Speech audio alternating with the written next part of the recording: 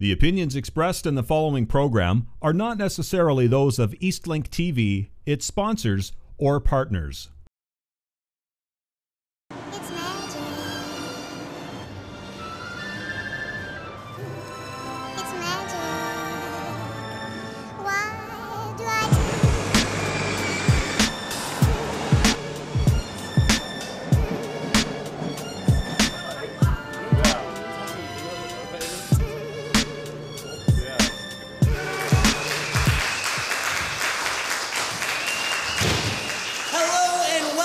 to the strangest episode of Mr. Rogers since King Friday cheated on Queen Saturday with Henrietta Pussycat.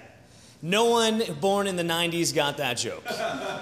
No, but seriously, I always think when I read that joke that Mr. Rogers must have done all of the drugs in the neighborhood. This is not Mr. Rogers, and I am not going to sing It's a Beautiful Day in the Neighborhood. This is the episode shot here at beautiful SRO nightclub in lovely downtown Sudbury, and I am extremely excited tonight because we have a lot of good-looking people in the audience, especially you. You, right over there. What are you doing tonight, huh? You're hot. Call me. No, I'm sorry, it's just the celebrities going to my head is basically what it is. See, I used to be really nervous when I was talking to girls. Before this show, I had a hard time. I would get nervous, and I would get like a twitch. Actually, not really a twitch, more like a nervous thing. So like when I'd be talking to a girl and it would get really serious, right in the middle of the conversation, I would just start doing this. Hey, how's it going? You're looking good tonight. You want to come over to my place later? And that's when they would slap me and leave.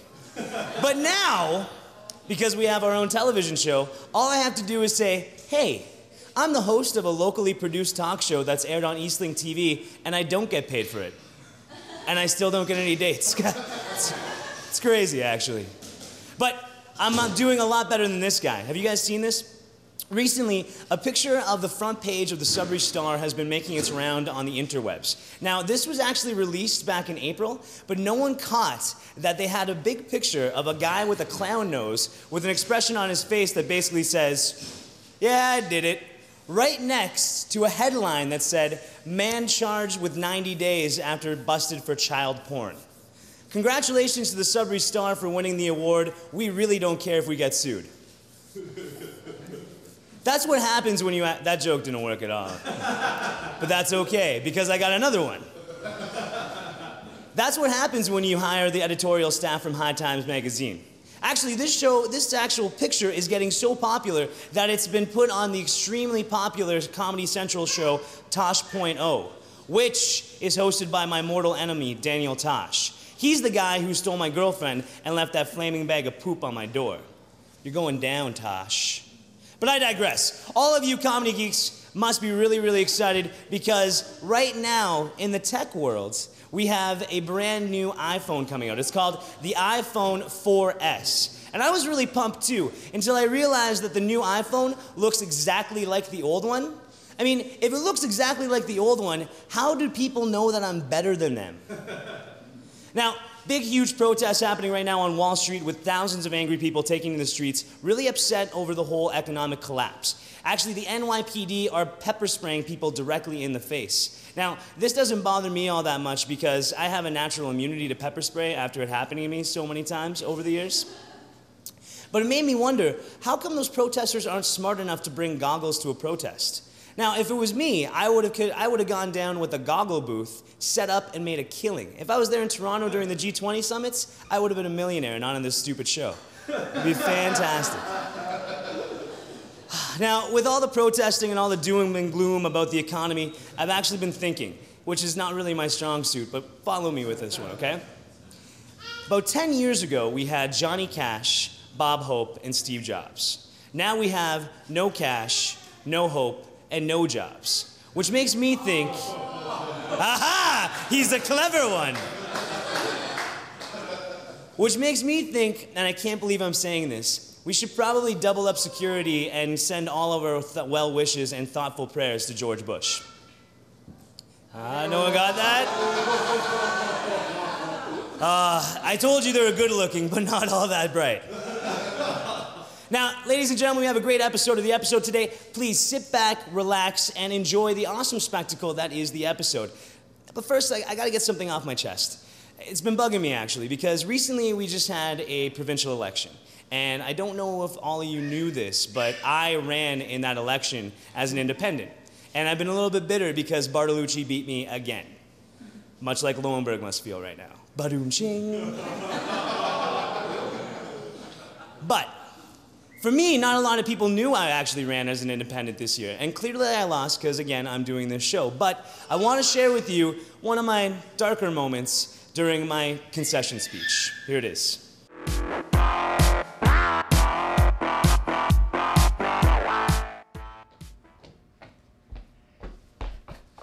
Hey guys, how you doing?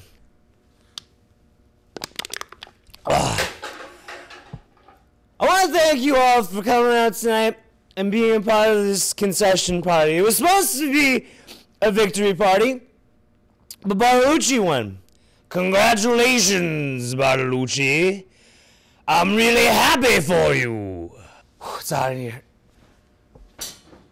I just want to say thank you to all of our volunteers, to my mom for baking the cookies at this party, to my promotion campaign director, Cliff Skeletor, thank you very much. Thank you to the money man, Meher. It's been a great campaign. I know we only decided to run for politics 2 weeks before the campaign started, but I thought with the popularity of the episode and the fact that everybody loves us, we could have just walked into Queen's Park and taken it over. Apparently not, because we only got 2 votes. 2 votes! I mean, do you guys even know what we wanted to give to you? We were going to deliver jelly beans to everybody on everybody's birthday. We were going to have all the nurses get back in those cute little candy striper outfits. Free healthcare and free motorboats. It was going to be a fantastic campaign. Did you know that we were going to get an NHL team here in Sudbury? That was the plan. We were going to steal it back from the Winnipeg Jets and bring it over here. Did you know that if we actually got this thing off the ground and I went to be, where were we going again? To Toronto? If we went to Toronto, we would have been able to actually get you your 4-lane highway with other cars. How would that sound? Try that, Bartolucci. Oh, you know what? I quit. You people don't even appreciate what I was trying to do for you. We could have lived like the Jetsons. I'm out. So after my failed bout with politics, I decided to stick with what I do best, and that is be on this show, because I love this show, and I love the fact that we get to interview some amazing guests. Like our next interview right now. He is a Canadian music icon, former lead singer of the Bare Naked Ladies, currently doing his own solo gig, has one of the top-rated albums in Canada right now, and is actually a huge advocate and a spokesperson for Canadian mental health. His name's Stephen Page. You may have heard of him. We had an opportunity to see him here in town speaking at an event for Canadian Mental Health Association, and I had a chance afterwards to stand up and chit-chat with him about what he does for causing awareness. Hey guys, that's Sean with the episode. I'm out on location right now, and I'm with a Canadian music icon, Stephen Page, who is here in Sudbury talking a little bit about mental health and your story behind it, and advocating programs and access to care that people need. Just caught your talk. First thing I want to say is thank you very much for being so candid and really opening up about your personal experiences with it. I noticed one thing, it was funny. You threw a lot of humor into it. Where do you find that humor in what can be considered a tragic thing? Well, Yeah, I think that's when you're right inside of it, it's hard to find a lot of humor, except for really black humor, really dark stuff. But you spend some time away from it, and you realize that, I fell on my face, but the triumph, the success is the getting back up and brushing yourself off and moving forward, and then you can have a little bit of lightness. You have to have some lightness in there. When you did fall down, and we're talking about your arrest a few years back, coming from that arrest, it's an embarrassing moment in your life. It's something that you talk about with candidness, saying you were ashamed. When you were in that moment, did you see yourself pulling yourself out of it? When I was sitting in the jail cell, no. At that point, I was like, that's it. Actually, you know what? The whole way through this, I kept thinking, I'm going to get it. I'll figure out a way to get out of this. Figure out a way. Like, there's some survival instinct. Because I'll figure out a way. I'm going to figure out a way to get. I'll bargain out of this. Yeah, I don't know what I thought. I'm in handcuffs. I'm going to get my way out of here. Like, if only I had a paperclip. Yeah, that's right, and some Vaseline. I don't know. I don't know why it was something like there was that inner voice telling me. It was a stupid inner voice and wrong. I did actually get. I mean, we did have the charges dropped, which was hallelujah. It was pretty awesome that happened. But the reason that happened was because we worked our asses off. My now wife and I. We made sure that we were very committed to getting better and taking care of ourselves, but also. My lawyer had said to me when we were going to the court to have the charges dismissed, he said, just think, anytime that you think, when you're really down on yourself and you think that you're angry, you got yourself into this mess, remember that you got yourself out of this. Right. So now you're back into a good place. Mm-hmm. You said being even is where you want to be. You could be very high, or you could be very low. Yep. And in those two extremes, you're not being the productive person you want to be. Mm-hmm. Being even and being able to talk and have these evenings with Stephen Page where you get to be candid and open with people who are experiencing these types of things, what does that give you? Where do you take away from it? Oh, a sense of community. Mm-hmm. It's a big part of it. And plus, I talk to myself for an hour. Right. Who doesn't like that? The ego gets a boost. Yeah. Except the thing is, I'm talking about myself like I'm kind of messed up. Yeah. All right. But no, you know what? I do enjoy because I enjoy challenging people. I think people who live with mental illness don't often have that same sense of community of other people to talk to complain about stuff. To talk about what works for them, and to share their experience. Like usually when I do an event like this, people will come up afterwards and people will really want to be able to tell me their story. Mm-hmm. And that's awesome that they actually, that trust in a short period of time, that trust has been formed, that they actually feel like, we do have that kind of bond. You open a dialogue. You open a huge comfort. And that's my favorite part of those things, too, is the question and answer, because I would rather have a dialogue with people. Mm-hmm. And I found with the question and answer, so many people were being candid and opening up about themselves. Even myself. I mean, when you were talking, mental health issues is something that my family has gone through. Mm-hmm. I myself have gone through. And stuff where knowing that you're not really the only person in the room, because you feel like the only person in the room. Yep. And then when you have somebody who, again, using your celebrity in that context to say, I'm not just this guy you've seen in the music videos, I actually deal with the same things you're dealing with. Right. That's a massive thing. Well, it's one of the, I've always liked to have that sense of community no matter where I am and what I'm part of, whether it's my neighborhood or when my kids were little, or it's it's a music community, or it's your place of worship or whatever else. I like that feeling of being in it together, and to be a little romantic about it. I mean, you've got your butcher and your baker and your singer or whatever else in the village, and it's Disney music in the morning. People in your neighborhood, mockingbirds flying down. Exactly. Yeah, I get it. But it's not really. I mean, it's not. I do lead a weird life. I travel all the time. I play up on stage with all these people looking at me and the lights and stuff like that. But at the end of the day, I mean, still. Actually, I don't put my pants on one leg at a time. I usually put them on both legs at the same time. I tried it a little while ago. We had like the clothes hangers, and it resulted in a twisted ankle for me. So. Yeah, I've been able to perfect it. well played. Yeah. Not only is he a singer and advocate for mental illness, but he actually the only guy I know who could put his pants on both legs at a time. Yeah, that's why we do it. Way to go. Really nice to meet you, Stephen. Thank you very much. And best of luck with everything you're doing. I really do applaud you. Thanks for having me on. Fantastic. Guys, it is Sean with the episode, and this is Stephen Page, and thank you for tuning in. Really want to thank Stephen Page for being such an awesome guest. He was really open, really honest, and funny guy. And if you guys want to see more of that interview and any of the extras that we do here on the episode, check out our website. It's www.theepisode.ca. You're going to see behind-the-scenes pictures, weird little skits, fights between us and the crew, and even, maybe some sexy videos. Who knows? But definitely check it out, just not at work. Now, guys, I want you to sit back and relax and get kind of comfy because we're going to be going to the 5-Minute Major very soon with my friend Alex Francis and Buddy Green. But right now, a word from our sponsors. It's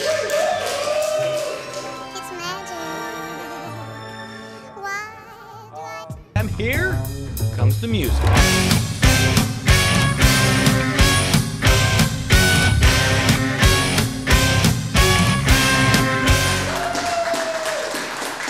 Welcome back to to the 5-Minute Major. I'm your host, Alex Francis. Today, folks, I have with me here local sports hero and 2012 Summer Olympic hopeful, Buddy Green. Buddy, thanks for doing this. Hey, really not a appreciate it. First question. Most sports aficionados would say that triathlons are mentally and physically grueling. Maybe you can explain to me how you even got involved in the first place. Yeah, like it's not an easy sport by any means, and I come from the sport from a complete swimming background. Swam 18 years competitively at a fairly high level as well, just like I am right now with triathlon. And it was kind of different things happened in my life that kind of geared me down a different path. And while I was at university, I borrowed a bike from a friend who was involved in it, and it kind of just snowballed from there after going and winning my first nationals, first time I competed there, and things just kept going from there.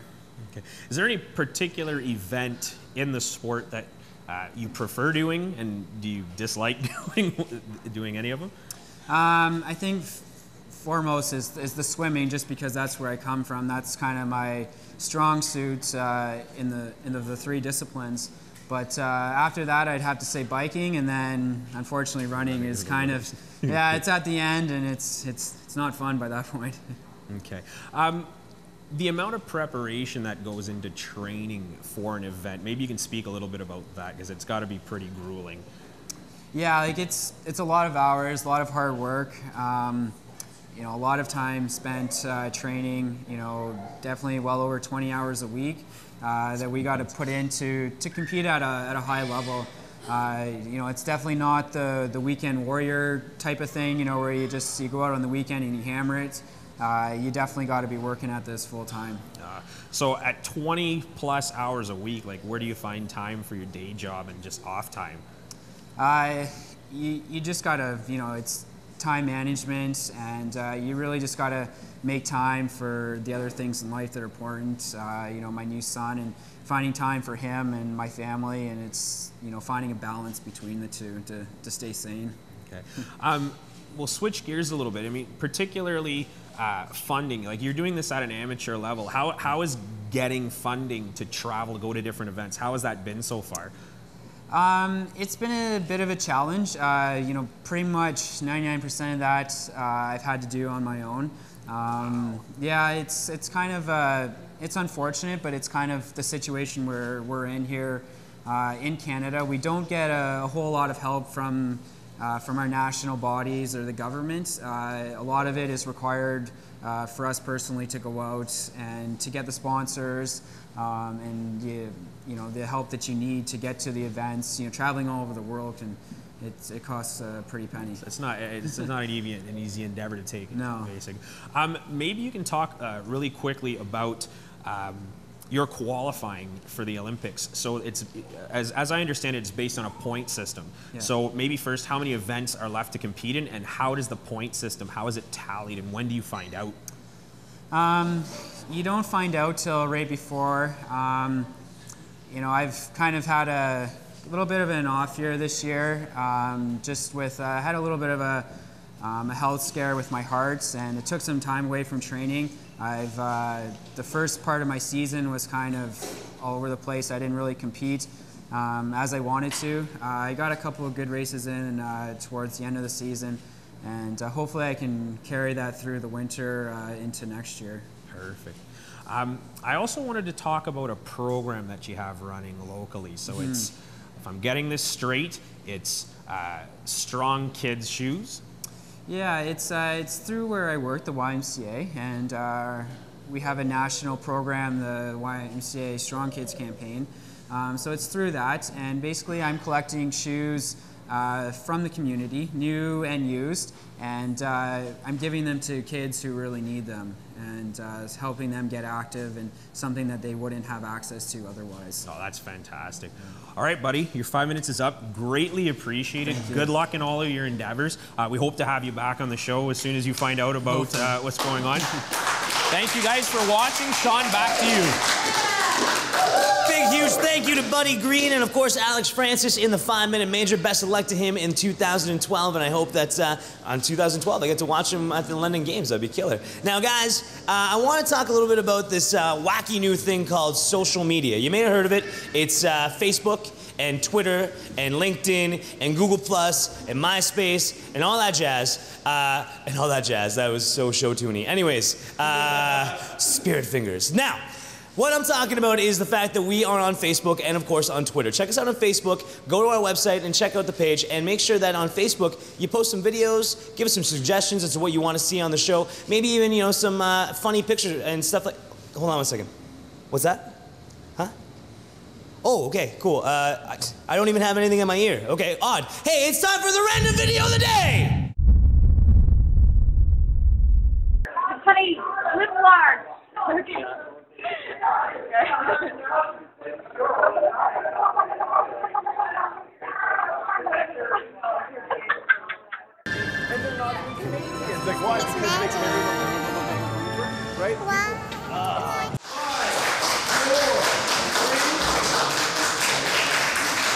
Welcome back to the episode. My name is Sean, and this is Stefano Presenza, magician extraordinaire. Thank you very much, sir. Thank you very much. Now, listen, I'm not going to waste any more of your time because I know that magicians are superstitious and all that kind of jazz, and your magical powers are waning as we speak. So without further ado, live from Hogwarts, it is Stefano Presenza, and he is going to be bringing some fine folks in the audience up. Cheers. Thanks a lot, John. Thank Appreciate you. it. Thanks. So, any volunteers from the audience? Perfect. Come on up. Pleased to meet you. I just want to get your name. Hi. Give her a round of applause. What's your name? Eloise. Eloise? A lovely Eloise, right? Correct. And you're actually from another country, is that correct? I'm from England, yes. That's cool. And you've been exposed to a lot of magicians and stuff over there. You were telling me a little. Kind of, yeah, but not personally, so. Okay, perfect. Well, I'm going to try and TV. do something nice and up close and intimate for you. Oh, okay. Hopefully, yeah. Hopefully you like it. What we're going to do is we're going to actually try and start off with. So what we're going to do is we're going to try and get some passion and connection. Okay. In the magic here, all right? So I'm just going to basically just to show you that they're all different, but you're just going to basically choose any card you want. So go ahead whenever you're ready. This one there, are you sure? Yep. Perfect, okay. Sure. You can actually turn around, it's not that kind of trick. Okay. I'm actually going to give you a Sharpie here. What you're going to do is, whenever you get a chance, just sign your name across, Eloise, right? Eloise, A yes. nice big Eloise right across, what is it, the Ace of Diamonds? Perfect, Yes. yeah, and whenever you're ready, we'll go from there. And just to, again, I didn't influence you in any way. You could have chose any card you wanted to, is that correct? Yes. Perfect. Awesome. You can hold on to that. Actually, I'll just leave that here. Take the card. So Ace of Spades, the lovely Eloise. Perfect. Put that right on top. Cut the deck in about half. Right. Just go like this. Now we're going to try and lose your card. I'm not exactly sure here. It's about half or so. And perfect. Now just do this. So your card should be somewhere in the deck. Okay? Okay. So what we're going to do is, do you have a quarter on you? Yes. I do. Yeah, perfect. Awesome. We're going to get the Sharpie ready for you. So in case you're wondering, what you're going to do is you're just going to write your initials on the quarter. Okay. Any side? Yeah, it's really up to you. So you can, if you can squeeze your whole name in there, that'd be great too, but highly doubt it. So can I see that? Yeah, perfect, nice and big. And what I'm also going to do is grab a lighter, and I'll take the quarter back. You can put that Sharpie away. Perfect. We've got some tissue paper here. Awesome. Perfect. So I'm just going to get that. Put it right in the tissue paper. I don't know if you guys can see this. I'm just going to close that right up. Perfect. So, got a little bit of a connection here, right? Not between us, but but between your quarter that you signed, right? Mm-hmm. And I'm just going to get you to hold on to that nice and tight. Don't drop it. And basically, you also signed a card, mm-hmm. right? So I'm going to take that quarter. And what I'm going to do is, in a second here, I'm just going to actually just put that on top. Give me a sec. Just going to light that right on top. I'm just going to see if you can see this. Hold it nice and tight.